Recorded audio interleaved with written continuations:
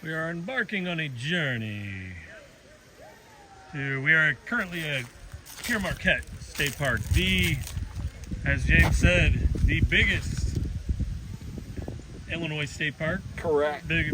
Largest Illinois state park, largest park in the state of Illinois. Rocking and rolling.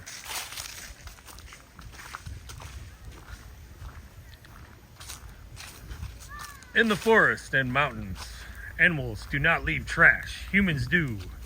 Please behave like the animals. Do us all a favor.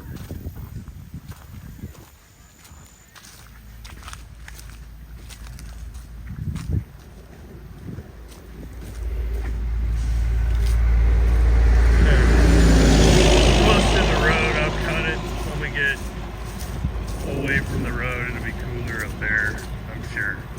Anyway. For another 2 years. That was great.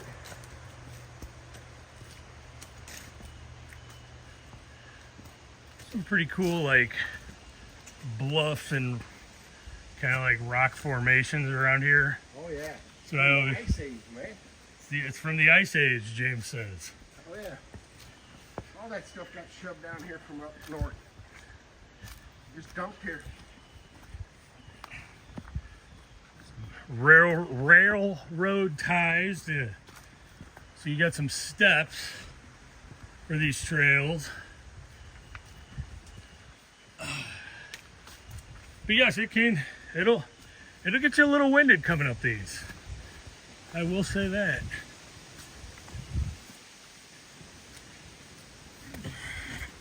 It's been like upper 70s here in the region, and it's a good day to get out and get a hike.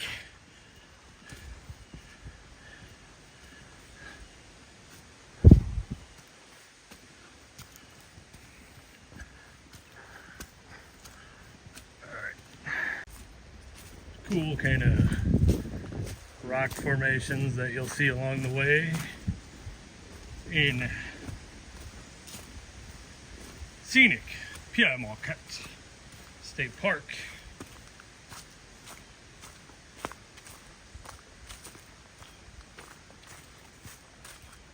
Definitely a fun place to go if you want to get out of the St. Louis area for a little bit. Get some nature. It's not all Bransoned out, you know, with some fireworks and all that jazz.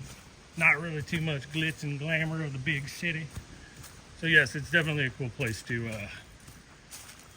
decompress, get some fresh air, yada yada.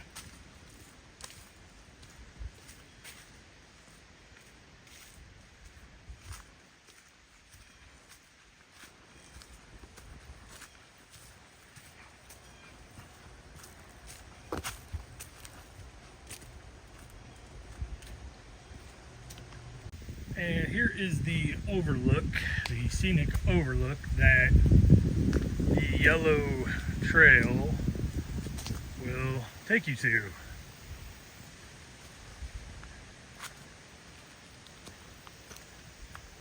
Very cool.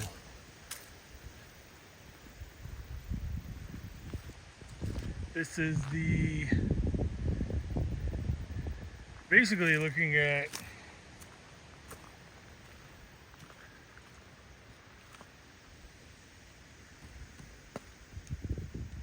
the Missouri and Mississippi River confluence, right, James? Illinois, Mississippi. Illinois, Mississippi confluence, as I was on the Illinois side. Missouri and Mississippi hit down by Wood River. Okay. I'm confused, per usual. Yeah, it's nice. The Illinois River. Yeah. Goes all the way up Chicago. And we are currently on the overlook at the yellow trail. What was it, like the goat trail or something? Yeah. Overlooks. I think so. The yellow trail will take you up here from Pier Marquette State Park. Good place to burn some calories. Ooh. All right. Some pretty steep elevation on the red trail up there. We just conquered the mountain over here. But yes, this is some of your views. Pretty, it's nice out, kind of feels like air conditioning.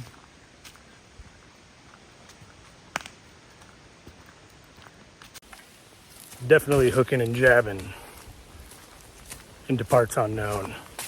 Well, something that I've noticed about this and talked to locals about, all points lead back to the Pier Marquette Visitor Center. So a 3-hour tour, right, James? Oh, yeah.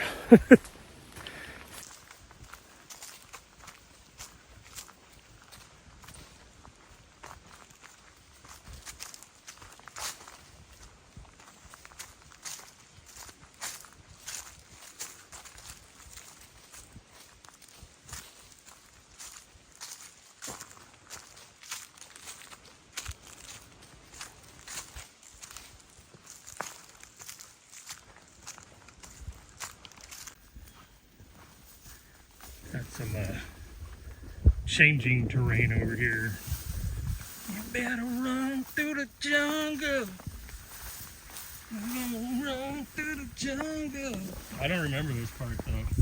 It's interesting, very interesting. I think we're on the home stretch here. I think it's about under a mile back to the old lodge, the Pier Marquette Lodge area. All right, now we're cleared up. Rocking and rolling.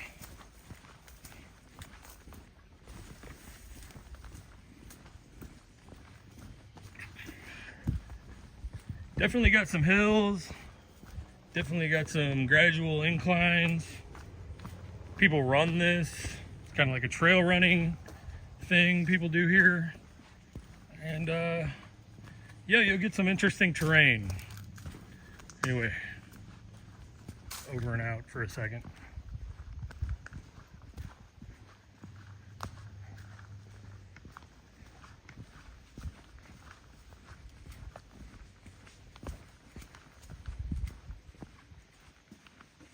Okay, we have finished our trail walking of sorts, and I guess we did this kind of like yellow somehow into red, James, yes. And then all the way over here, and then back. So it's a good maybe 4 or 5 miles, you think? Probably get you going. So yes, that was Pier Marquette State Park hiking trail. It's pretty nice out. It feels like air conditioning out here. There would be your lodge area, maybe kind of recreation area over here. The main lodge is over there. It looked like it was getting some roofing done on it. So yeah, it was a good day to be out here. The sun wasn't baking on us. It wasn't raining. Nobody's shooting. Nobody's. Correct. Well, you never know. I mean, we are out there. We are in a carry state, right? Yeah.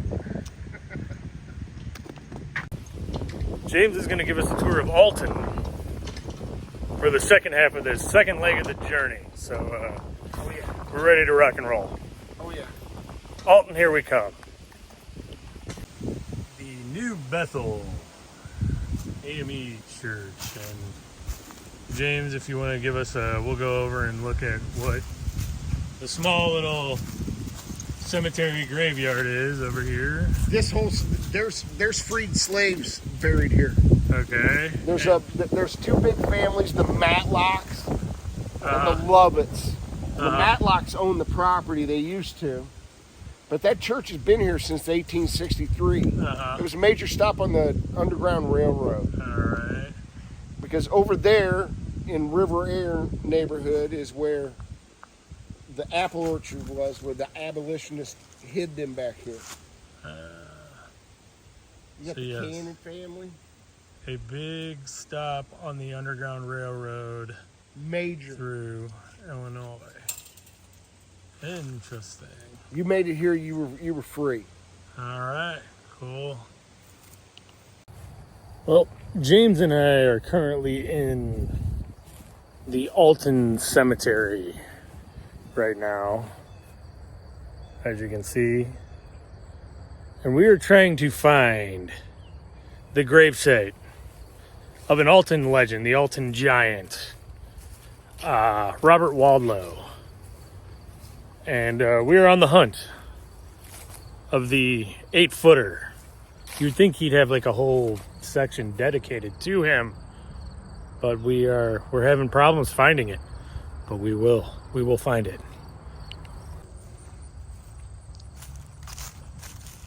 Just in time for Halloween, James. We're hanging out in the cemetery.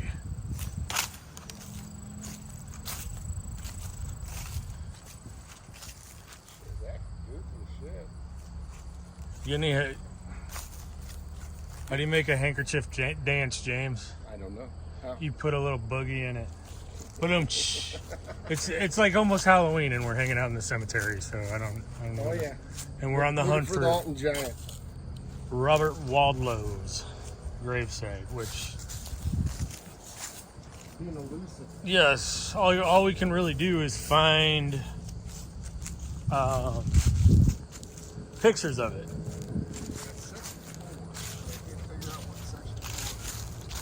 And we're gonna find you, Alton Giant. We're looking for you. We're on the hunt. It's October 1st. We can hang out in the cemetery for a little bit, you know what I mean? Pay homage to Halloween.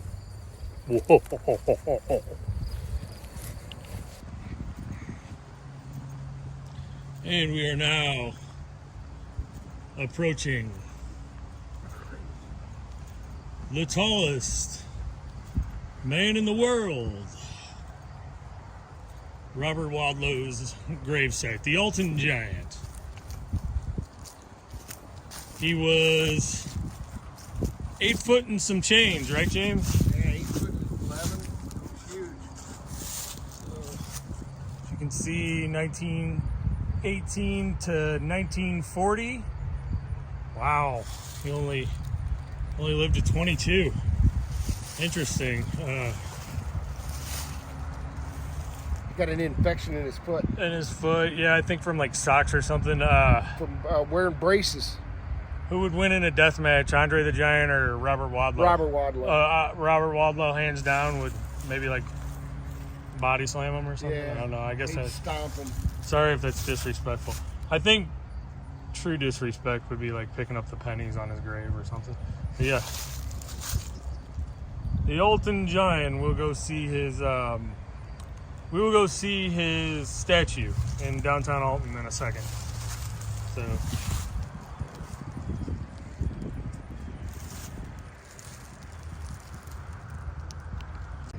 This was the home. They moved it here, I believe. They moved Robert Wadlow's home, and this was Robert Wadlow's home, onto the campus over here. And I don't know how he fit into that house. Very carefully, he fits into that house. And we are now embarking on the Robert Wadlow statue, and we're actually going to see how tall he was.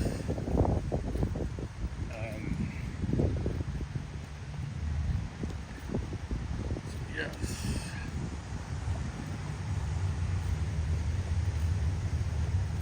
You can blame us for that.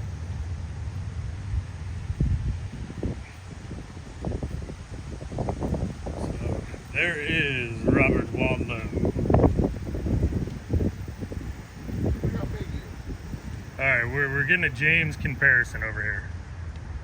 Who do you got?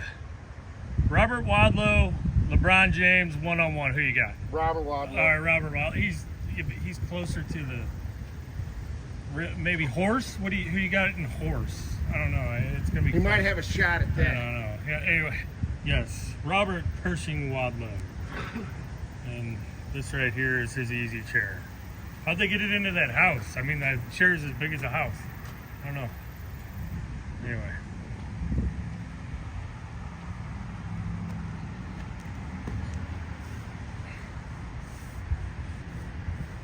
That chair is huge. Tiny Elvis. Anyway. It was probably the only chair he ever sat in that he was comfortable. It is a replica of Robert Wadlow's chair. Yeah, it's right over there. The Masonic Lodge. And furniture company. Discomfort when sitting in a chair of normal size. So he experienced a lot of that. And we brought up, Andre the Giant. He couldn't go to the bathroom on a plane when he would go to Japan and stuff like that. Stuff you don't think about. Exposed parts of the original chair were made of solid black walnut, with the exception of the black seat posts, which were made of southern red gum. 11 yards of wine-colored Broctel were used. Were used for the covering. This chair was used by Robert in his home until his death. At that time, the chair was given to Franklin Masonic Lodge in Upper Alton, where it remains on display. I don't know. I think everything's closed today, so. Oh, it's Tuesday. Well, Robert Wadlow is huge, and there he is. Good stuff. Little known fact. Miles Davis was born in Alton, Illinois. The coolest guy. The king of all cool. And there is a statue of Miles.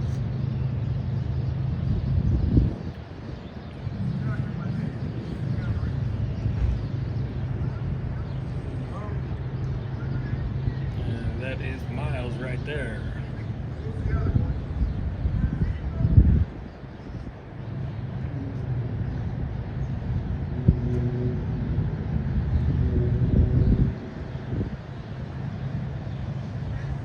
It's a cool little nook of downtown Alton over here.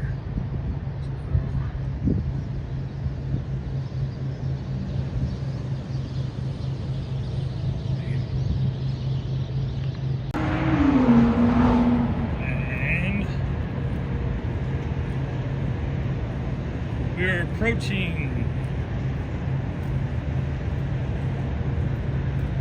the first Illinois State Penitentiary. Whoa! The Godfrey Gilman Warehouse.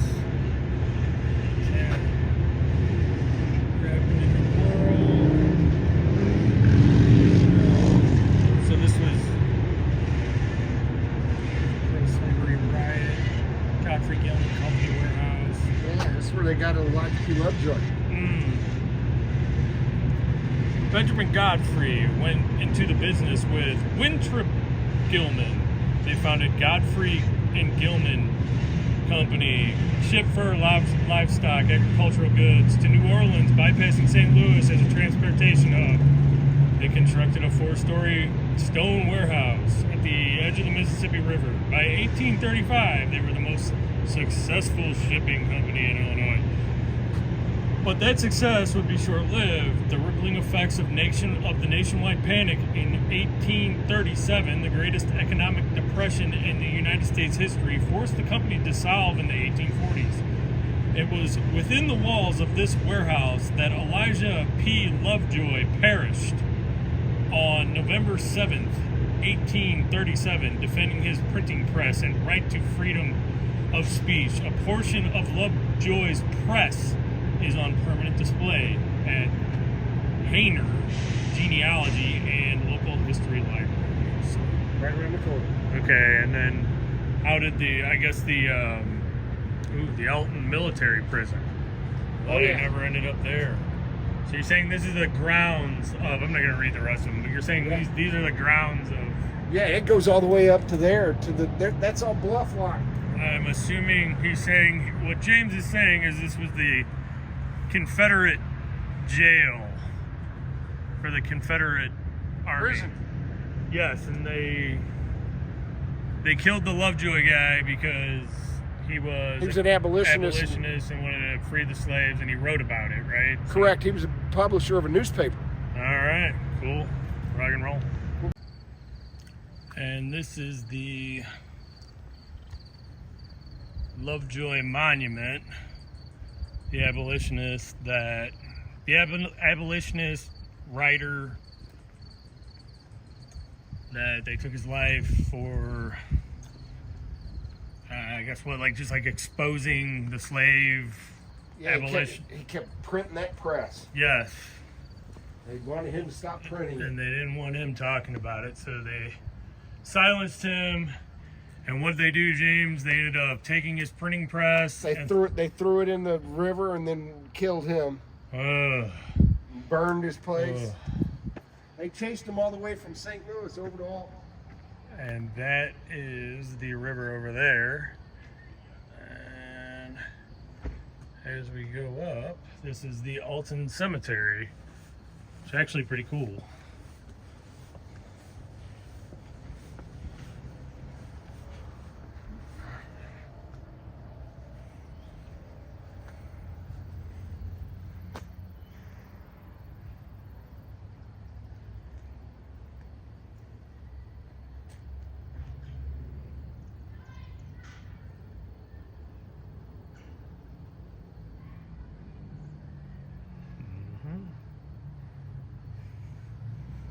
Anybody else famous buried here, James, that you know of?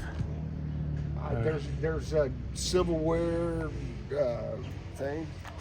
Elijah Parrish Lovejoy was a newspaper editor, social reformer, and Presbyterian minister whose death at the hands of an angry mob at Alton, Illinois made him an enduring symbol of the fight for human liberty and freedom of the press.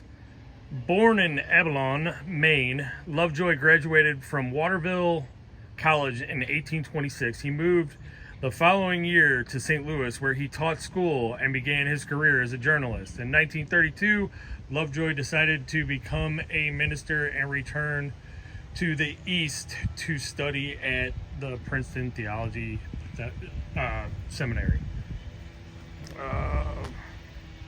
Lovejoy's anti-slavery views so enraged the pro-slavery Missourians, sounds like Missouri, that he fled into the Mississippi River. Yet Lovejoy persisted.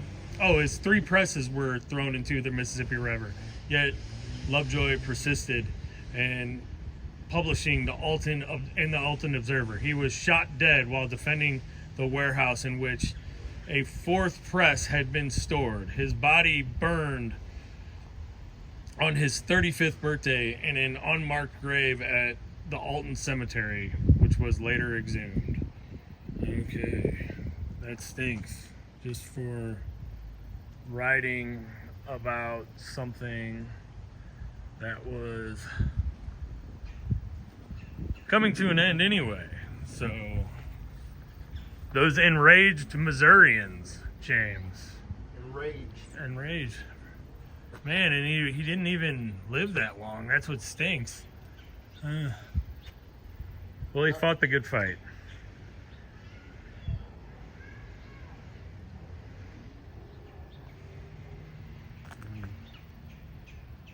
All right. One of the lawyers on the Dred Scott decision, he's buried here. Mm-hmm.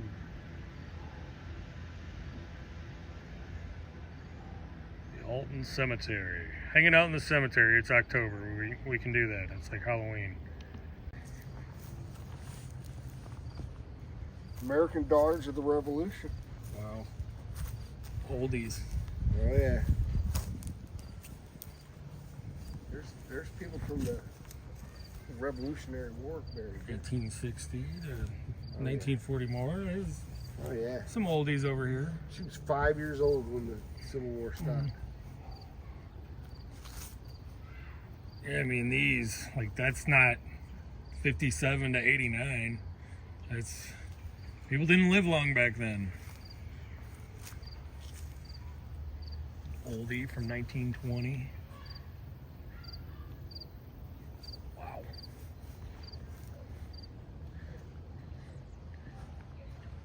You got any Halloween jokes? No. I don't know if I have any either. I haven't thought. Yeah.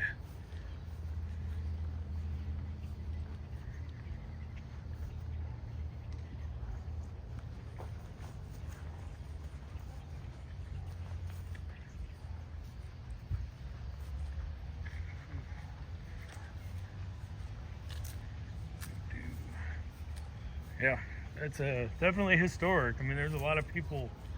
It's an old-timey one. A lot of trees and stuff. Some of these you'd have to rub them off so you can actually read them. There's the whole English. 1902 to 1999. They were around for what, like the World's Fair and rave parties, James. They got to see it all. You know? Let's see it all. Yeah. She got 20 years without it.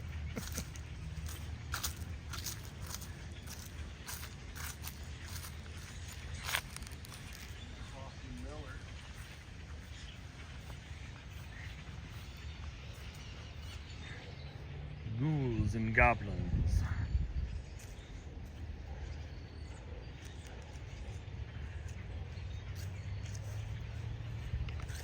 So this has been a afternoon from Grafton to Alton. Hope you enjoyed. Any words for the people, James? No. Nothing for the people. No. What's the? I can't even think of it. Like Halloween jokes when we were kids. It was like you had to have a Halloween joke. What? Can't even think of one. I can't think of them right now. Yeah, You're asking me. I know. Anyway, pretty bad. Knock, knock. Who's there? Nobody. All right. Peace.